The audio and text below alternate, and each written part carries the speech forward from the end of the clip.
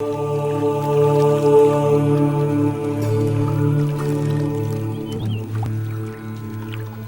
एक सूर्योदय के साथ घनश्याम का कोई नया ही चरित्र अयोध्या की धरती पर साकार होता था।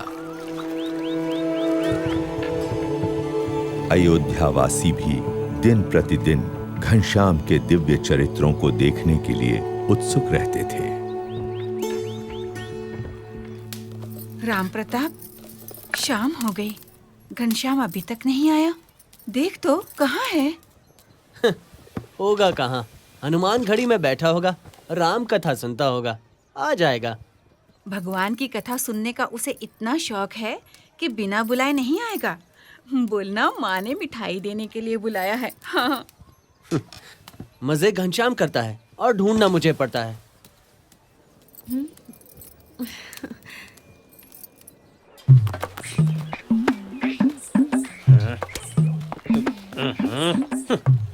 अरे राम प्रताप भैया, ऐसा कड़वा मुंह लिए कहाँ चले जा रहे हो?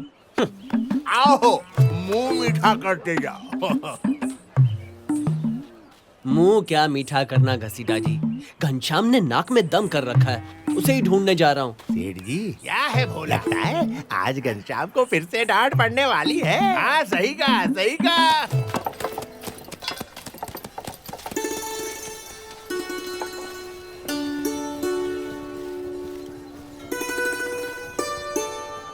उन्होंने कहा, हे जानकी मैया, मैं श्री राम जी का दूत हूँ।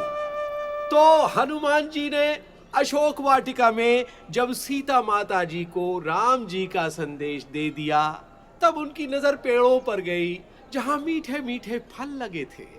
हनुमान जी के मुंह में पानी भर आया।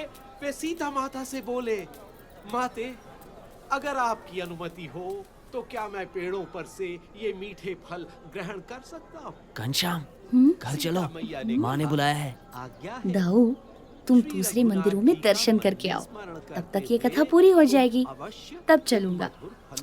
लेकिन माँ ने तुरंत आने को कहा है। मेरे प्यारे भैया, बस ये कथा पूरी सुन लेने दो। पेड़ों पर चढ़ गए। पक्का?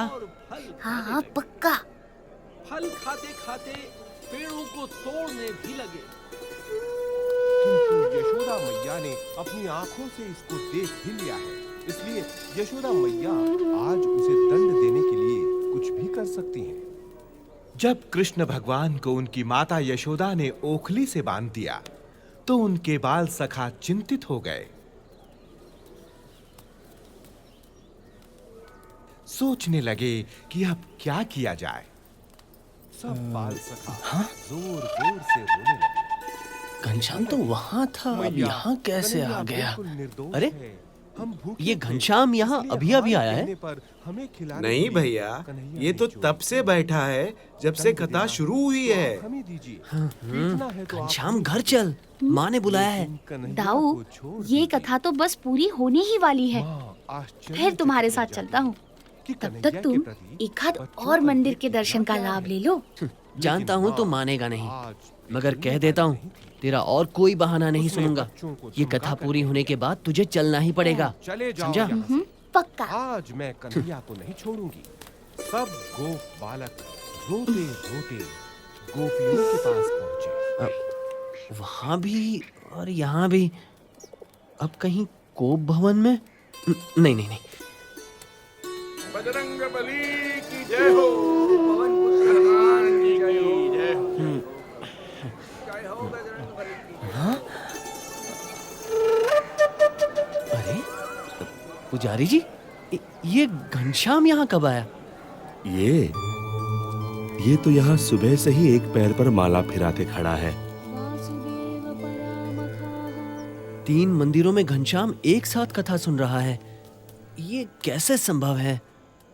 राम प्रताप भैया, मैंने भी जब से घनश्याम को 3 मंदिरों में एक साथ दर्शन करते देखा है, यही सोच रहा हूं कि ये कैसा चमत्कार है।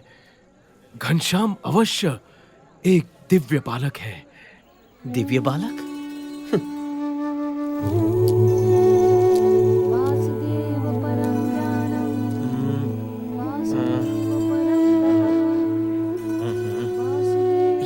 ये कैसे हो सकता है? क्या सच में?